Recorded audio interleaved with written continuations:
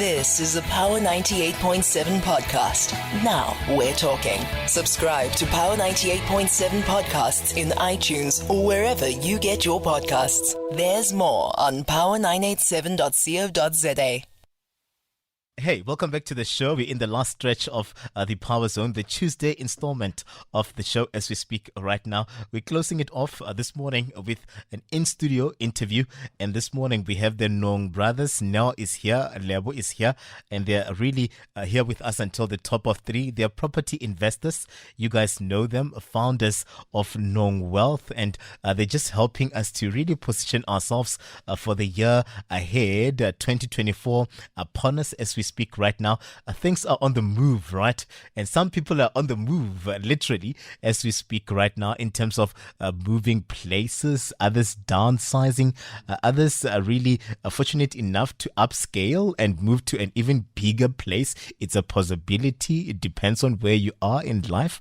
But then this morning, we'll try by all means to rope in the brothers to tell us what needs to be done. How do we actually approach it? What are the various factors that really informs people deciding to move, downsize, or upgrade and the likes? And also, I mean, we are living in tough economic times, so I would really like to pick the brother's brain here in terms of moving back home. Could it also be a consideration? And then you go back home, you renovate that back room, and then you more or less ensure that you recuperate as much as you can as you go along, so that and then you will move out maybe 6 months later as you've saved enough money, and then you rent out that room, right, that you've renovated. So that's a strategy. You see, I'm giving you ideas, but then I'm not doing it alone. I have Lebo and Nell here. Guys, thank you very much for joining us on the show this morning. It's always great to be with you, man. Lebo was saying growing up, it becomes more difficult to wake up. The age decides to do its thing. But I really, I appreciate your expertise because you are you are people. I would say one because you are one, right? Yeah. You guys are like Nong brothers as a unit. So you are just one people that really position us and school us all the time in terms of the do's and the don'ts. I learn a lot. I get out of here thinking, maybe I need to really ensure that I push myself towards property some more and try by all means to crack this code. I have you guys here to help me with that, but I'm not alone. There's an entire community of people that are listening to us right now, and most of them pacing themselves for the year ahead. Do we really find the beginning of the year being the time of the hustle and the bustle when it comes to property, in terms of people deciding on how the year is going to go or where they would want to find themselves in terms of accommodation, property, and the likes? Yes, so right now it's that time where we're saying that we have our New Year's resolutions. I want to move into my own house right now to show progression in my life. And now progression, it's a really tough one, because now if you do take the wrong steps, it will actually creep up with you in the near future. So from my perspective and seeing what has actually been going on right now in the market, people are really active right now in the market. People are wanting to buy properties, and people are putting in very cheeky offers, meaning that they're putting low offers because it's a buyer's market right now. But it's really exciting to see what's going to happen this year. So do we have like a time whereby we can say this is a conducive time for you to be considering a move, or for you to be tapping into the space, or, like traffic, when you say peak hours, peak time, when it comes to property, or the beginning of the year and the end of the year would be those times where you're seeing people assess their affairs and then position themselves as they go along? So when we're looking at time, we're looking at a position whereby it's supply and demand. So when you're looking at a market whereby, for instance, let's say you're looking at Parktown, and you're noticing that there's so many apartments that are selling in that area. Now, of course, that is going to affect demand, because you can see that there's so many. However, it depends again. If the demand is too much and then it's not meeting supply, it will actually affect the prices, because what happened yesterday is that somebody drove all the way to our house to give us a cheeky offer. That's how bad it is, man. So again, it's the laws of supply and demand.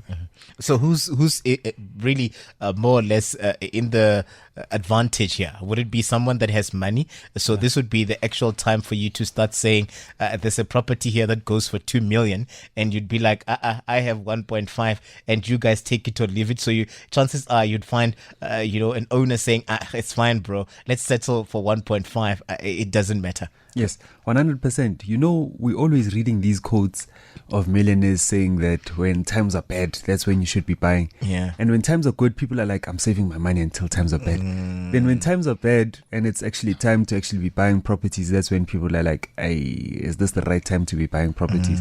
So on my side, man, it's the right time to be buying the right properties, I would say. And then going back to downscaling or upscaling, I would say it's based on how much you have and how much you can afford. Yeah. And sometimes that can be subjective based on where you are right now. But from my perspective and what I've seen is that people don't want to downscale because of what people are going to say. So I'm thinking that, okay, if I'm moving from where I'm living right now, what will my family say? What will my uncle say if I'm moving to a downgraded apartment? And at the end of the day, it's more about what makes you sleep comfortably at night. Yeah. Now, if you're having nightmares and you're living in this beautiful place, I don't think that it's actually worth it. No? 100%. So moving back home would actually also be a consideration. At the end of the day, it's affordability, because remember something, as soon as you stop paying the banks because you can't afford it, it's affecting your affordability in the long run. So at the end of the day, it's you and your affordability. You need to protect it at all costs. Do we then also around this time see, property spaces really ramp up their marketing in terms of the go-to people for accommodation? For instance, we have young people that have matriculated, they're moving into the cities, they're moving to universities. We have people that have changed jobs that are maybe moving into a different city and they would like to find accommodation spaces. So do we see some of these, property spaces and the likes letting spaces ramp up their approach, more or less tweak also their numbers in a way that they would want to attract more of these people that are coming into these spaces? Yes, I mean, when you're speaking about accommodation, when you're looking around Soweto, around UJ, you'll notice that houses in Pimville have really went up. You can find a house for about 1.5 in Soweto, 1.5 million in Soweto. Whereas when somebody's thinking Soweto, no man, I'd never invest in there. So they do have a direct impact towards the prices. Do we also then around this time see people opting to also tweak their spaces, flipping? I was talking flipping. Do we see you now get ideas around how you would want to pace yourself in terms of some of the projects that you've worked on, or even someone saying that, listen, I don't like how this house looks, I'm gonna maybe more or less move out for about 3 months and rework it in a way that I would want to work it and make it maybe a property of choice, or someone that is saying, I really can't afford this property anymore, so I would want to renovate it so that it can really be, marketable. I can take it and put it out there, and I would get an interesting offer from people. So do we see people really taking those kind of journeys and putting that into consideration as they go into the year? Yes. A lot of people are actually doing that. And now that's a fear that I have on my side, why people are actually doing that. I would say before you fix anything, consult an estate agent that understands the market value of your property. I'll give you a classic example. So the guy that Neil was talking about earlier on that drove all the way, he was telling us that he made his apartment look nicer than all other apartments in the area. And he spent around 400,000 to fix that. Now the problem became when he was supposed to sell the property. Now the question is, will he actually get the money back that he actually put in? So sometimes you find out that your property, it's not modern, yes. However, if you do put in more money into that property, you won't get that money out.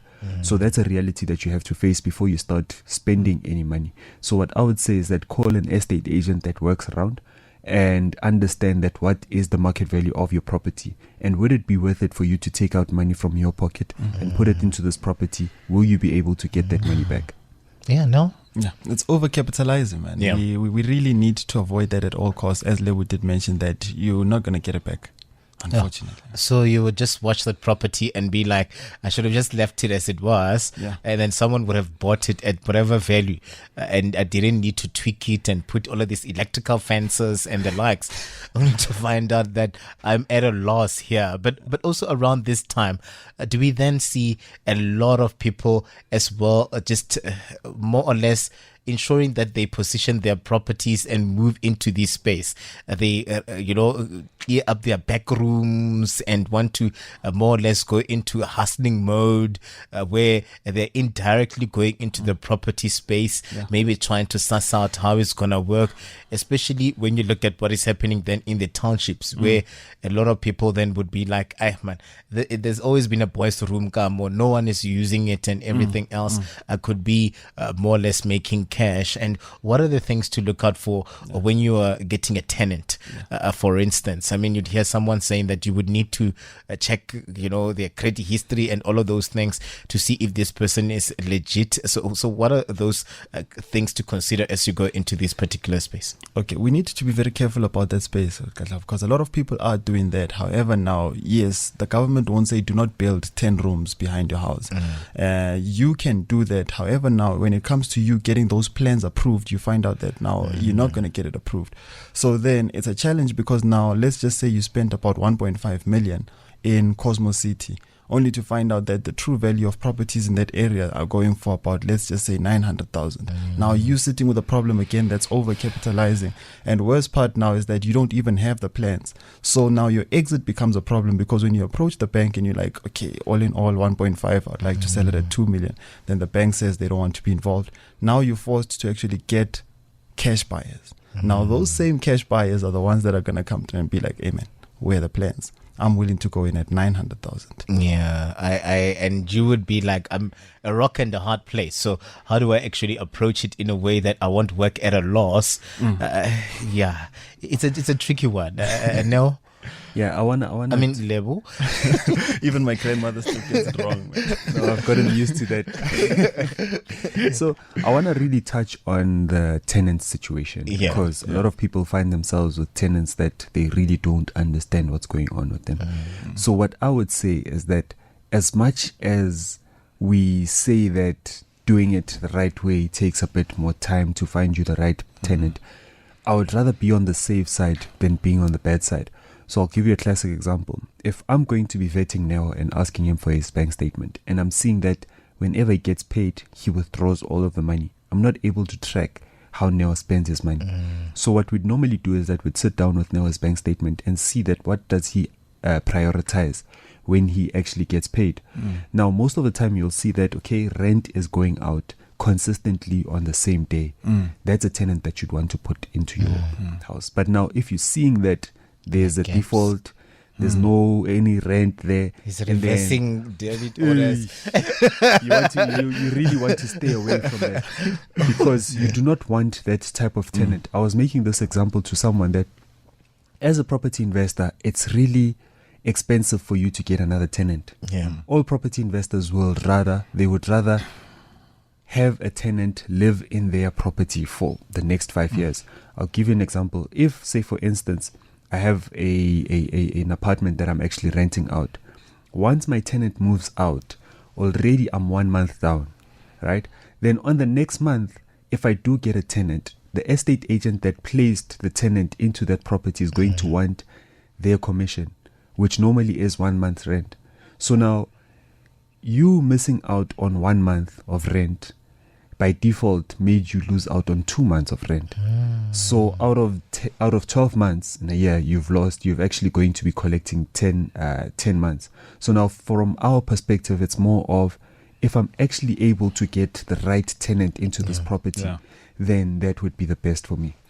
What are the or should be the considerations for people when they're moving into a place, or what do you actually then see them prioritize the most when they are looking for a place? Would you advise someone to more or less look at moving into a posh suburb that is compromised in terms of security, or would you advise someone that should look for whatever fits their pocket, because times are tough economically. What would be those kind of things that you advise one to go for as they're going into this space? Yeah. For me, it's understanding the so-called hidden costs, right? Because people will be like, there's hidden costs out there, but it's not really hidden costs. I mean, if you're buying into an estate, you know that there's levies. Ask if there's special levies. Ask in terms of if the what's that?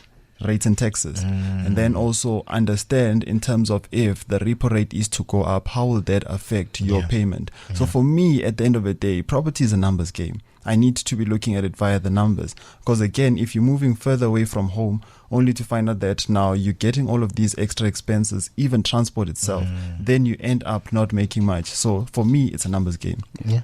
I would say that how do I balance the two? How do I balance the side of me saying that I'm thinking about my pocket and at the same time I'm able to be safe, right? Because there are some areas whereby you are safe and you're not expected to actually pay a ridiculous amount of money. Because now the last thing that you want, as I said earlier on, is you living in this beautiful place. However, you are taking out more money than you can actually budget for. Man, I like to live comfortably, saying that I'm having a house, but now my fridge is also full. The last thing that you want is that having a beautiful house, however, when you go home, you're just thinking that, what am I going to have for dinner today? Balance, that's very important, right? Balance. But also, would you advise people to, as the year start working on their finances, right?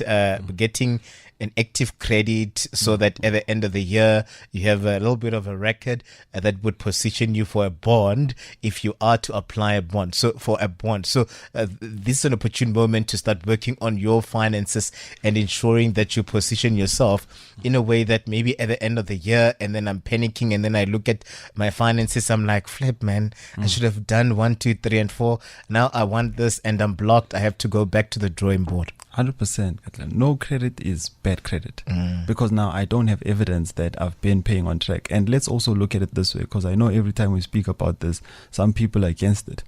You will be paying every month for the next 20 years. So if you've never entertained building a credit score and now you're being charged extra, this is a payment that you'll be paying for the next 20 years. So I'd rather position myself in a better place for the next 20 years via credit. Yeah. Don't be afraid to negotiate. I would say don't be afraid to negotiate with the banks. Because remember, this is business that you're giving to them. Now, the problem is that if you're just accepting whatever they are giving you, then you are at a back foot. So what I would say, consult someone that understands the game, and then they would be the ones that would be able to actually advise you further in terms of how to actually do the negotiations. You can go back and negotiate, right? Even though you do have that interest. Oh, really? Yeah. So it's not a done a deal. So you can always come back and bargain. Some people just wait for the next 20 years, but you can. Yeah. No, guys, really appreciate you guys coming in. I learn a new thing every time that you guys are here. But I'm sure that also to our listeners at home, most of those that are considering moving, I love the fact that you have really not in any way shunned or slammed the issue of moving back home. If you reckon it's time to recuperate, time really gives you that opportunity. You'll get it back, man. You know what I mean? But position yourself in a way that you're not compromised. Get your house in order, and just go for it. Don't be afraid of property. Because it's a lovely environment. Parting shots, gentlemen? I'll just say understand your finances and rather be comfortable than be pressed with your finances. For me, let's not be afraid to downgrade, and let's not be afraid to talk about these conversations with family, because you end up feeling you have that pride or the ego, and then you don't want to put it on the table, and then you suffer. And so let's talk about these. Yeah, mine is balance, guys. Let's balance as much as we can, but also be realistic about where we find ourselves in a way that we won't be compromised 6 months into the lease and you're already like, you want to move out. It's a lot. So, let's just be as realistic as we can. Let's advise our listeners in terms of how they can follow your work as Nong Wealth in a way that you will be there to advise them when they need you the most. Yeah, man, I'm really excited about this year. We want to host workshop in Cape Town, in Durban, in Vaal, also in Rustenburg, not only in Joburg this year. So I'm really excited about this because the team is also looking looking forward to that. Otherwise, Instagram, Facebook, YouTube, Nongwealth, all social platforms. Nongwealth. Yeah, and then if you do want to send us an email, you can send us an email at info@nongwealth.co.za. Yeah, man. Nong brothers here. The other time someone said the Nong twins. So you saw me getting confused as well there. But Lebu and Neo are guys here. They are property investors and they're founders, owners of Nong Wealth. Just more or less check their work out and position yourself there for you. You see, they're not as deep. It's 3 o'clock, so you can more or less drop them an email. And yeah, I'll try by all means to reflect and help you. I'm hoping that this conversation did help you a bit in terms of giving you clarity on how you can go about your property matters as we go into 2024. There's a lot to expect from the Nong brothers here. I attended one of their was it a workshop? What was it? It was a camp. No, not a camp. It's a picnic. Yeah, we had a property picnic there. Picnic. And their events are always the best. So we're hoping for a lovely year for you guys ahead as well. May it be kind. And please, let's do it again on the show as we try by all means to school our people and to position them as much as we can. Thank you very much to Sismen Motloung, to Franz Molefe, to Khomotso Sioketsa, to Neo and Lebo here, and to everybody else that rallied behind the show. Let's do it again bright and early for the Wednesday installment of the Power Zone. You've been listening to a Power 98.7 podcast. For more podcasts, visit power987.co.za or subscribe wherever you get your podcasts.